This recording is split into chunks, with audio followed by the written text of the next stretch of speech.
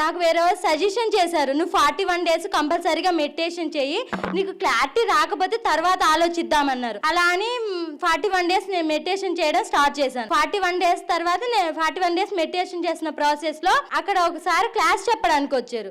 అక్కడ సజెషన్ చేశారు, నువ్వు ఆ క్లాస్ విను, తర్వాత నీకు అర్థమవుతుందని. అక్కడ క్లాస్ వింటున్న సమయంలో ఆ సార్ ఏమన్నారంటే, మెడిటేషన్ చేయడం వల్ల మనం ఏమనుకుంటామో మనకు క్లారిటీ వస్తుంది, మనం ఏం కావాలనుకుంటామో అవి మన లైఫ్ లోకి వస్తాయి అని చెప్పారు. ఇదేంటి ఇది, మెడిటేషన్ చేస్తే మనకి ఏం కావాలనుకున్నా మన లైఫ్ లోకి వస్తాయి, అలా ఎలా వస్తాయి అని నేను అనుకున్నా. సరేలే అనుకుంటే వస్తాయి అంటున్నారు కదా అని నేను అనుకున్నాను. అనుకున్న 41 days తర్వాత మెడిటేషన్ అయిపోయింది. 42 days తో నేను ఏమనుకున్నానో, నేను ఏం చేయాలనుకున్న విషయంలో నాకు క్లారిటీ వచ్చింది. నేను చాలా హ్యాపీగా ఫీల్ అయ్యాను.